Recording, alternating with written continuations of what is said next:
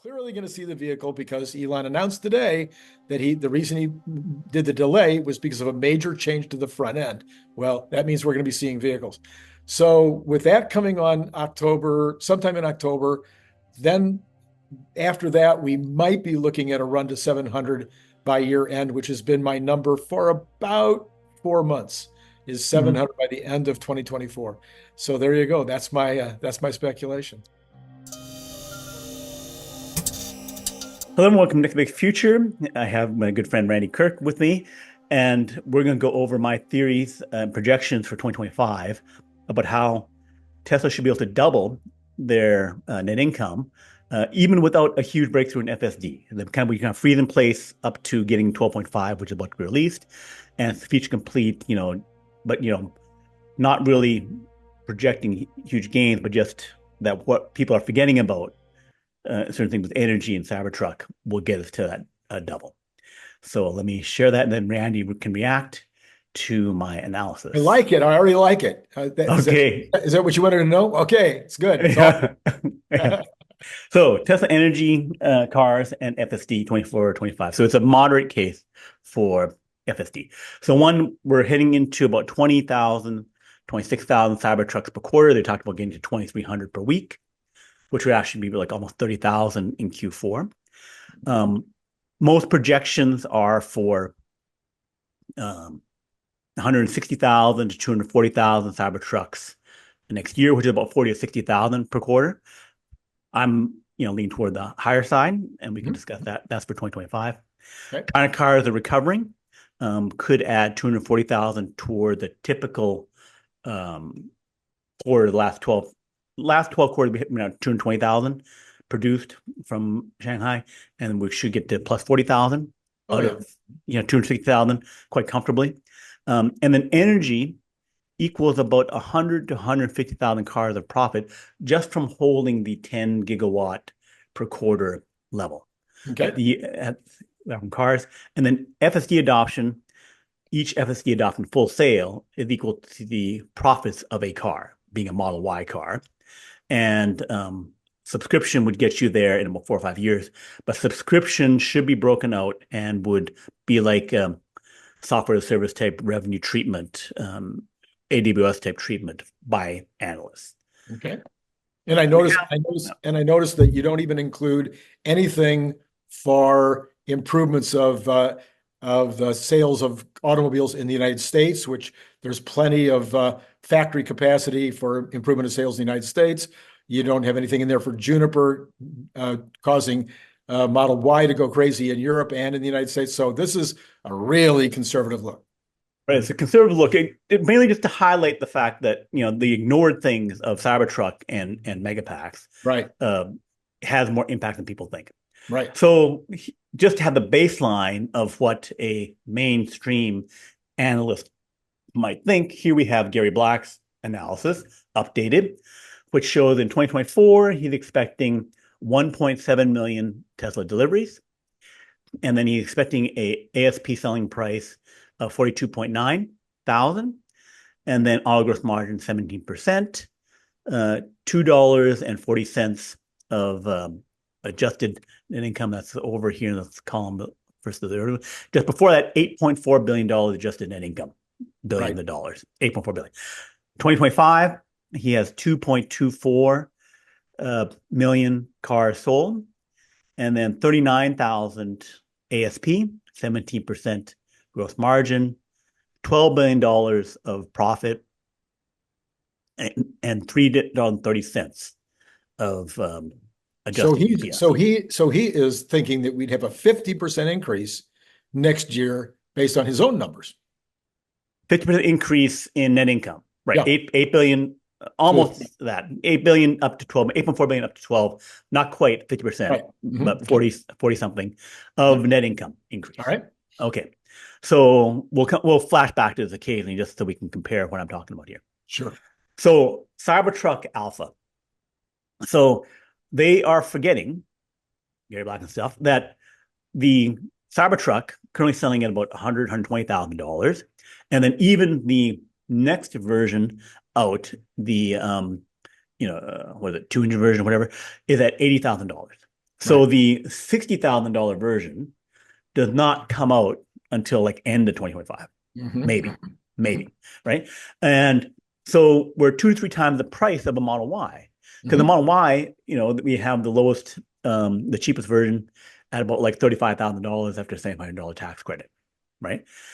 And previously, when you had a high price vehicle, $80,000, $100,000 for your Model S and Model X, those had tended to have higher FSD adoption rates.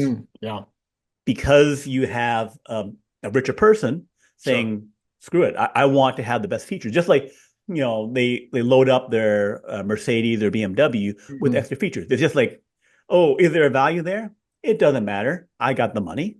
It's all good, right? Yeah. So 30% adoption rate on that, even if everyone else is at 10, right? Because I'm buying my $30,000, $40,000 car, I'm at 10% adoption rate because I'm thinking about it. Do I really want it? Is the value all there? They could just say, I just want that 30% adoption rate. And then profit, again, from an $80,000 vehicle, people are talking about $20,000 profit on the Cybertruck because it's a more expensive version, right? And that doesn't include that people could, if they choose the more loaded version of 100,000, 120,000, range extenders, all that kind of stuff, wraps, who knows, that could get to 30,000, right? And you'd also have the FSD adoption. If the 20% differential, then you'd be looking at $2,000 of extra profit from increased FSD sales. Right.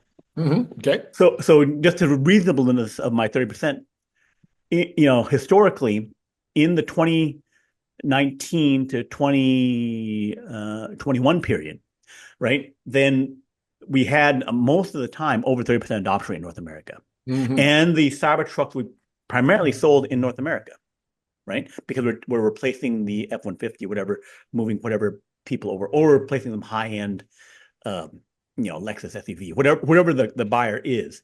Right. That 30% adoption rate for a significant period of time, back when, again, FSD wasn't working that well, had a high adoption rate. So 30%, I think, is not unreasonable. And then if it works really, really good, then we can get to 50%, right? Yep. All right. I buy it so far. So Cybertruck Alpha. So 350,000. So if we make 250,000 next year, we still have 50,000 this year. The 50,000, the fleet, people would say, okay, do I buy a 30% adoption rate? 50,000, I'm thinking one could be high. The other thing is that if I roll in Model S and Model X new sales, again, for the elite vehicles, the higher, profits and stuff could be in that number. So one thing is, if I take that 350,000, it's 80,000 average selling price, which some higher, some lower, 1.95 million vehicles, so a total of 2.3 million, not far off what Gary was talking about. So 41,000 for everyone else, average selling price, 80,000 for the other one. We get an average selling price of 47,000, right? Okay. So, and then if we have only 250,000 vehicles sold, again, only 200,000 Cybertrucks, only 180,000 Cybertrucks, 70,000 Model S and X. Of our premier vehicles, we're looking at average selling price of 45,400. So his average selling price of 39,000 is way off. So I'm thinking that what Gary was taking into consideration was that he's expecting the model, the Generation 3 vehicle or the Generation 2.5 vehicle to really take off and to have really significant sales in 25. I think that he's smoking something, because if it doesn't come out until the first quarter, it's going to have to ramp just like the Cybertruck did. And it's not going to ramp that much faster because it's a brand new vehicle with a brand new construction method. So I think that, they'll sell a bunch, but that's why I think he's showing so many cars and selling next year. And I also think that's why he's dropped the selling price so much. Well, he only had 500,000, 400,000, 500,000 more cars. He was had like, but that's a pretty good increase. He's not thinking that's coming from Model Ys and Cybertrucks. He's thinking that's going to come from this new vehicle. Okay. All right, but I think you are far closer to being right than I could move the number down. I still get to higher selling price. I don't see how you go down unless he's saying he must have Cybertruck at like 100,000, 120,000. It just doesn't move. Yeah, I'm thinking that the 2.5 vehicle, we might be looking at 100,000 the first year, maybe even a few more. Maybe they do a little better than Yeah. they did on the Cybertruck on the ramp, but 100,000 out of 2 point whatever million is not going to have a dramatic impact on the selling price. Plus, I don't think Elon has lost his mind. He's still going to be selling that 2.5 vehicle for the highest price he can Mm. Right. over that ramp. So it's not going to be 25,000 initially. It'll probably be 32,000 initially, or 33, or whatever he thinks he can charge for it. He could have Foundation Series, Oh, yes, yes. expensive car. Um, Absolutely. okay, so here then, if we have, 20 some $1,000 of profit, in the 25% margin range for a $80,000 Cybertruck, plus a few $1,000 for FSD and other benefits and stuff like that. We're looking, if we have 250,000 of them next year, we're looking at $6 billion of Just for the extra profit. Cybertruck. Just for the Just for the Cybertruck. Wow. Just for the Cybertruck, right? Mhm. And again, if we shave it down to 180,000, something like that, we're still looking at, $4 billion, Right. which again, reminder, Gary says we're looking at $12 billion for the entire thing. So I'm getting a $4 billion increment just from like more Cybertrucks and Right. FSD, Okay. right? And then nothing else in the business, no energy and stuff like that. So, and so again, the numbers that we're looking at, from the details perspective, in the 2/3 of the way down the page, you have all of last year, 2.5 billion, 2.7 billion net income, GAAP, non-GAAP, whatever, 2 billion. So if you're tossing an extra $1 billion per year, which would be Per quarter. or per quarter, Yeah. per quarter, or 1.5 billion, those are huge numbers onto growth, right? We're Right. back to huge growth on that. Okay. And then here are the trailing 12 months, how basically things stay flat. So then if you had everything else equal at 13 billion, then you add on 4 to 6, then you go to 18 billion. That's a significant jump from Right. relative flatness from last 2 years, Okay. right? Yeah. Okay. Mhm. So energy alpha. So we have had the shooting up from 4 gigawatt hours up to 9.4 gigawatt hours, which I think should continue. The other thing is that in long term, we have not considered improving auto bidder software so basically the FSD equivalent for Megapacks Right. that FSD is for the Model Y and Model 3 cars, where you get Mhm. extra software business, which has made some companies in like Kansas, where I saw some numbers, $250,000 per year Right. from extra software management, selling the exact power you need, the right frequency, helping do these things to balance the grid that has value to the utilities, which the Megapacks can do, and Mhm. which Tesla is making the software more advanced on that all the time.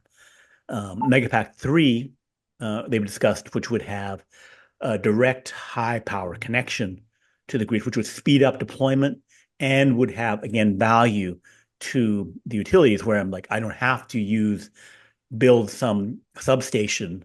I may be able to incorporate that capability into a Megapack to have more deployment. And then Which, the AI, go ahead, which would allow them to raise the price allow them to because raise they the could price. charge. Right. Right. Allow them to raise the price, allows them to deploy faster, is Right. all kinds of benefits. Right. And then the AI data center demand is something that other people don't, even the master plan part 3, which was ancient history from like over a year ago, that it didn't include, it said, okay, replace all energy, but energy was mostly a flat, static Right. thing. Right. But now AI data center demand is we need power in a hurry. And we also need to increase it, like maybe 20%, 50% by 2030. And the only thing that could do it fast enough is solar and Megapacks. And interestingly, too, for those who haven't been watching your channel in the past or my channel, one of the interesting things about the TAM on these megapacks is that, according to an expert that I had on my channel, the ability to even get enough of these battery packs to solve the flattening out of the energy requirements at existing fossil fuel plants would take years. That the arbitrage available, the ability to flatten that out, to levelize it, I think they call it, is the number one use case, bigger than peaker plants, bigger than new installs, better than solar and battery, better than shopping malls, better than hospitals. I mean, it's the number one use, and all those other ones are massive TAMs. Right. So that goes to, the growth of the number of factories, the growth of the utility of the, from 4 to 9.3 gigawatts per quarter should continue. Oh, yeah. So just to people who weren't aware, like NVIDIA, the darling child, 8x over, 10x over a couple of years, basically since ChatGPT came out. They were kind of bumping along flat from like 2022, 23, all the enterprise software, chip spending, everything's flat, flat, flat, flat, flat. And then boom, NVIDIA rips, goes up, from $4 to $5 billion up to 17 billion, and then even higher than this, up to like 20 something. So their revenue went up by 3 times here, and then has gone on to like four times. So when you get a double of net income, Right. Your stock really gets moving. And then this goes to the data center build out, how 2024, $300 billion of spending, a mix of like energy replacement. And people also don't know that there's like $4 trillion of data centers, or like, there's $1 trillion data centers already, regular data centers, just like Intel chips and other stuff like that. It's that we're making them AI with more GPUs, more compute, that we're like, so we're converting. It's not like it's net new. It's like I was going to build data centers. I was going to make my Amazon AWS, but now I'm going to do AI version of AWS. Right. And then they're talking about like over double by 2028 for this thing. They also had some projection about like some bizarre projection that some analysts had NVIDIA's share going down from 55% down to 26%, with just like some kind of bizarre, nutty thing where it's like doesn't make sense at all. FSD going to if we get Robotaxi, talk about $10 trillion for ARK Invest, saying that's what's going to happen for Robotaxi. So this goes to the really big case of fully solving this stuff. I have a near-term projection. So this is out to 2030s, whereas like everyone goes to Robotaxis, Right. all the travel goes to that. So here I'm looking at, if we have the 10% adoption rate in 2024, out of a possible 6 million vehicles, all the cars in China, including the old ones, and also all the cars in the United States, you can have 600,000 FSD sales, which would be $5 billion of increased profit, which I think I was doing that with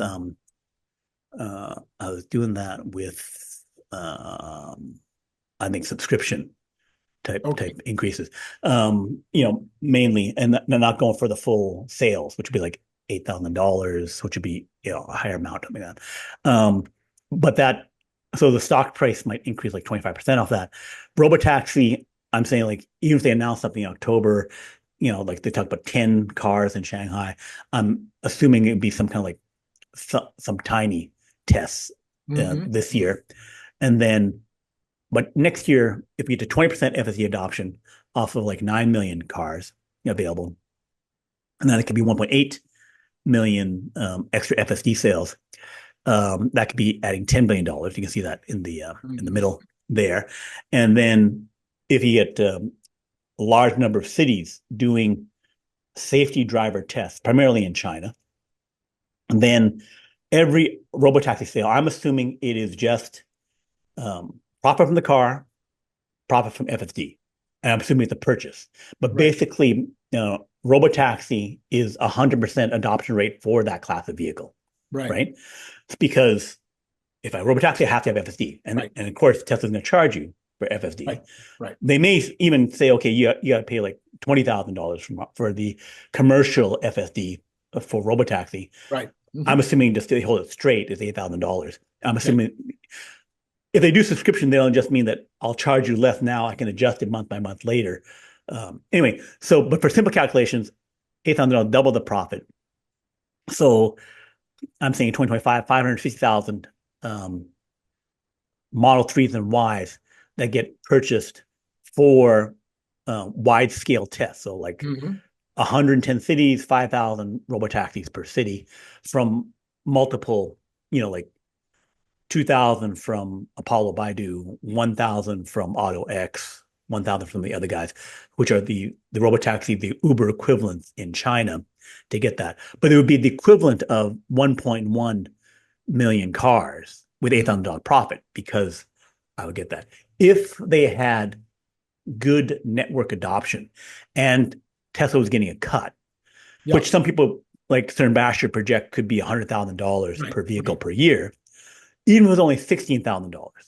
So now I'm doubling up. I have $8,000 for the car, $8,000 for FSD, $16,000 for Tesla's cut of the $60,000 of it. So they got 4 times the profit of a car. Even with just double the profit, nothing from the network, the profit increase I'm saying is about another $8.8 billion from the robotaxi sales of 560,000 vehicles. And so we're looking at combined FSD and robotaxi at $18 billion. Right. A not insane scenario. If we get a pretty good FSD, and we're just going to trials, we're not like really rolling out robotaxi. 40 times PE, it's almost a double from where we are now. Right? It's been interesting to watch Waymo, because one of the things that's been in my mind, and a lot of other people who have been talking about the rollout have said, well, you have to have a certain number of cars. You need to put out 1,000. You need to have enough for peak, and you have to have enough.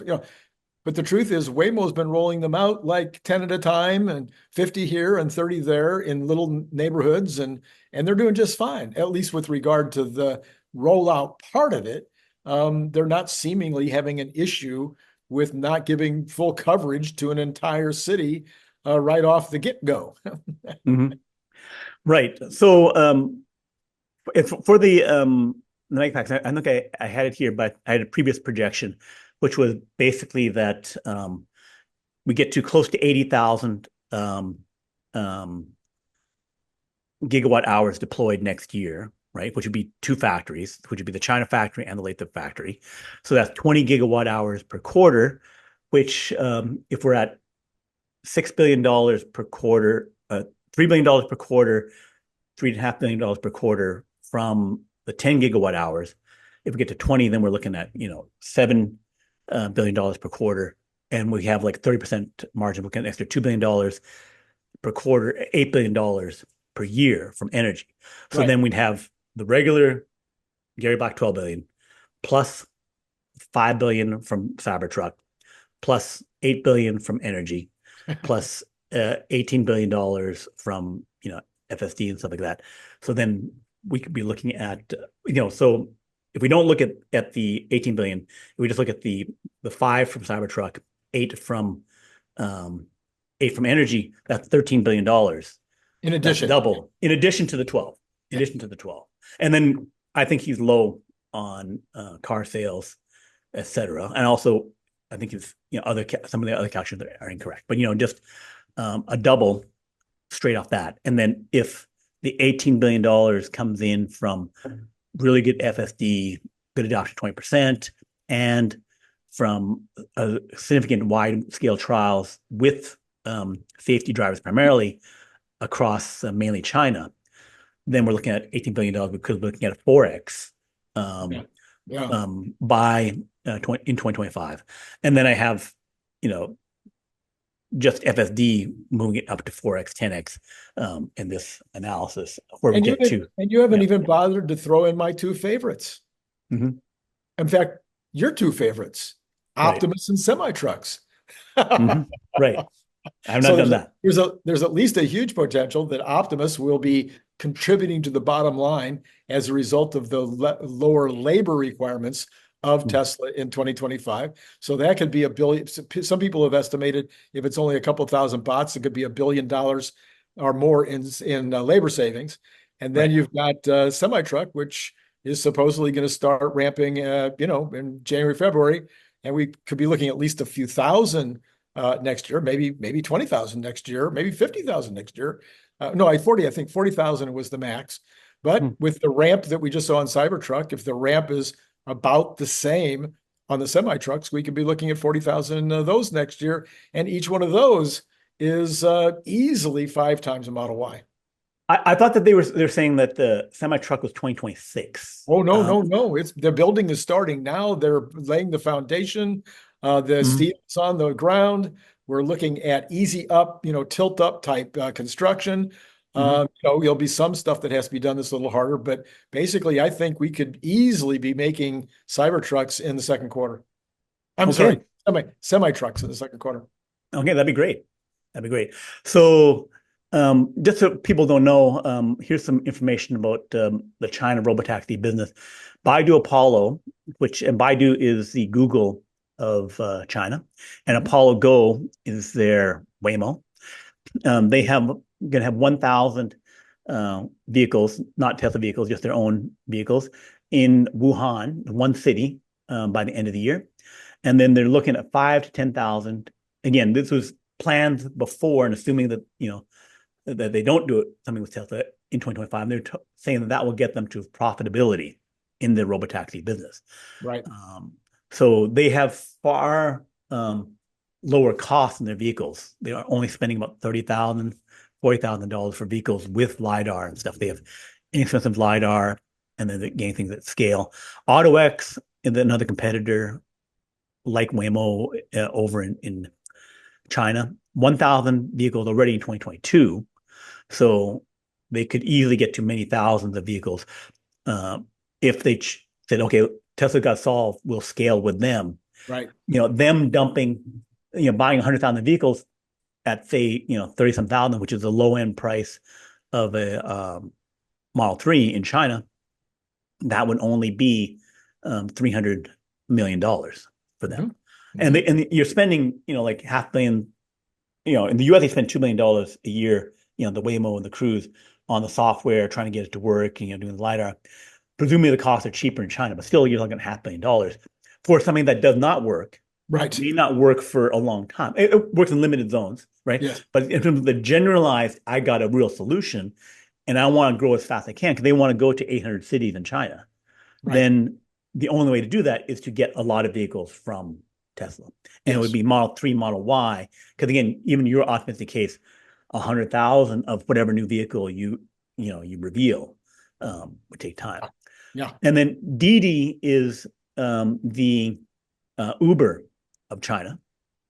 And they kept Uber out of China because they tried to operate in China, and then Didi was doing food delivery, and then they declared truce. Okay, you keep China, we share some stock and things like that.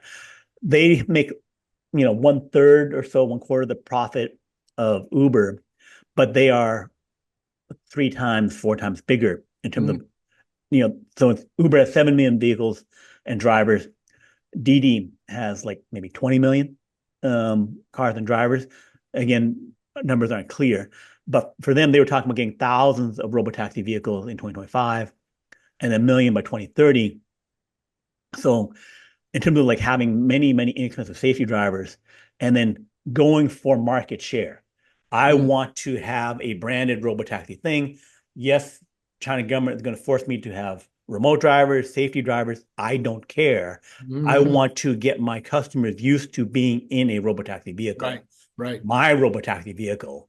And so them going to 1 million vehicles, 2 million vehicles, and my projection of like a few million vehicles is nothing when they are working off a base of tens of millions of vehicles. And this Right. is even with only 3 billion rides total in the ride sharing business per quarter for them. The Yeah. ultimate thing is to get to like 1 trillion plus rides Right. from ride sharing. And the China share of that is like 300 billion. Hmm. So we're only at 2-3% of the Right. ride share situation. If it does push out regular car ownership with a robotaxi for ride sharing, they would want to scale up and win that big market. And the other thing was that when I looked at back here the Tesla thing, I had when I was just saying, oh, more cities, more vehicles and stuff like that. I started ramping up, but I had to like in 2027, I looked at that thing. Tesla can only make like 24 million vehicles, maybe, like it add 10 million off of 2026.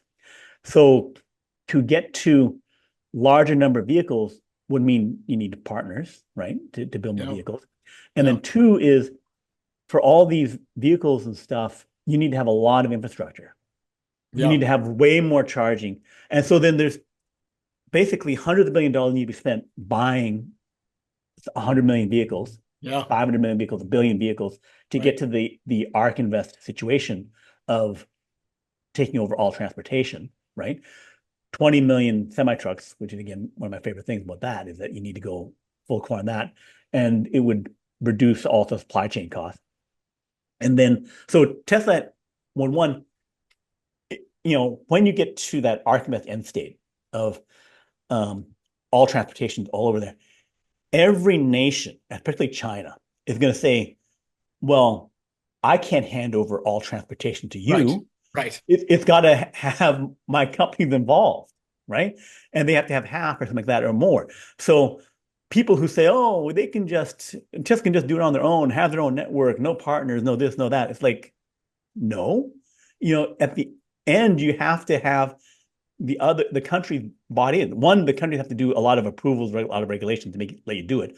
Two, you got to build out insane amounts of power, like 20% more power electrical, right? So that has huge costs, grid, megapack, solar. So there's insane energy build out, just straight up energy generation, energy supercharging, right? And then continued work on all of the chip production. Like I need to make I'm making 2 million hardware forwards now. Right. I could end up having to make 100 million if I'm making 100 million vehicle per year, right? There's a huge scale up in that. So there's reasons to have partners because the CapEx spend is if I'm gonna make $10 trillion a year, my CapEx spend probably was $5 trillion or more, even in a super efficient situation, right? So I could have that profit, but to assume that I'm going to keep legging up is just nuts. So Tesla must have partners to achieve the big goal. Cern Basher had not August, but October, had this bingo card of what expect and reveal. I think the key ones, again, are that the FSD has to be better than human, right?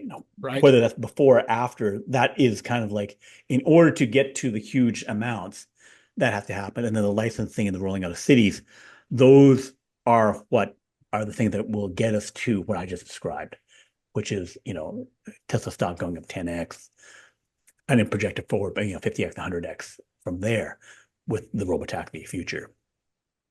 And this is some of the driving numbers, the $2.5 million orders of the China ride sharing. Baidu has more autonomous rides than Waymo, about triple that. And then they include the other car companies. So China's letting these guys, do a lot of rides. We just saw Tesla FSD 12.5. Chuck Cook saw Tesla vehicles being tested on his unprotected left turn. And Elon said it was 12.5, not 12.4.5.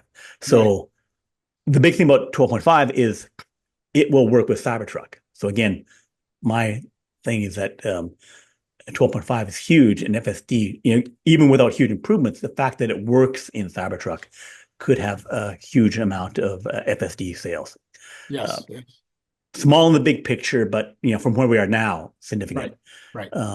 FSD copies best team drivers 1-3 months between major releases. So if 12.5 drops and rolls out this month, then in 2 months we could have 12.6. 2 months after that, 12.7, or they could change to 13. October Robotaxi Day, someday there. I think licensing will happen, and then they're getting a lot of support from China. Premier Li meeting with Tom Zhu. And that's basically it. Just the AI of of all that. Yep. Yeah. So again, my understanding of what you're trying to say is, wow. Yeah. That's right. So, Yeah. so I have had this theory for a very long time that 2026 is the year. Mhm. 2026 is the year that everything comes together. 2025 is going to be this final transitional year where things will be starting. The semi truck will be starting. Cybertruck will be completing its first ramp. The new Gen 3 vehicles will be coming in. I mean, all these different things, even possibly the AI aspects that might be coming out of the this new huge data center that's been put in the south end of Austin. Yep. So we could be looking at some kind of an AI product that Mhm. hasn't even been announced yet. And then, by the way, today, just so everybody knows, and I don't know what time this will actually come out, so let's I'll try and just get up right away. Yeah. not right away. So on I, Tuesday, I, I will get right. Try and get up right away. I'll try and get it oh, up. you will try to get it right away. Okay, so Yeah. on Tuesday, Elon did announce that he is going. They've done copyrights on 4 candy names, and so it looks like Elon is planning to get into the candy business after all. So that'll just be one more profit center that we can Mhm. add to the mix. What you didn't get what the names are? Uh, yeah, I don't know if I see if I think I have them fairly handy. Let's see here. Oh, nuts. Let's see. No, I don't. I don't have them handy. But Oh, they were pretty funny. You could probably look them up and add them. okay. So Okay. So yeah. So basically, then very modest assumptions for Cybertruck. Just yes, delivering. Um, FSD. Just getting moderately better and having some more sales, and then energy plodding along where basically 2 factories get ramped. Um, we can be looking at an easy double in the next year, yes. and going up to 4x. So basically, instead of $400 some, $500 per share, up to $1,000 per share next year, as a prelude to going to $4,000, and that's so heading to the ARK Invest price target, even without super adoption of some network and other profitability, where I think it just go even better. So I think that yeah, the future is looking bright. So Very, very, very rosy indeed. The Randy numbers are, as of now, I believe that at the earnings call, leading up to the earnings call or immediately after the earnings call, will be around the $300 level, maybe a little more. And then nothing in the way. There's absolutely no technical reason why we can't go to all-time high around 400 between that time and the October meeting where we find out more about the Robotaxi. If the Robotaxi comes out anything close to what anybody's anticipating, we get to see a vehicle, we get to see the app in action. Well, we're clearly going to see the vehicle because Elon announced today that the reason he did the delay was because of a major change to the front end. Well, that means we're going to be seeing vehicles. So with that coming on sometime in October, then after that, we might be looking at a run to 700 by year end, which has been my number for about 4 months, is 700 by the end of 2024. So there you go. That's my speculation. sounds great. It's good to that I said that when Troy Teslake and Gary Black, the conservative end of the people who follow Tesla, get significant surprised, and they got surprised for Why Q2, did they get surprised? that would be the signal that, okay, things are happening. Because if they could keep predicting, then basically growth wasn't happening, really. And when they could no longer predict, that's when things are taking off, and things are taking off now. Yep. So, okay, talk to you again next time.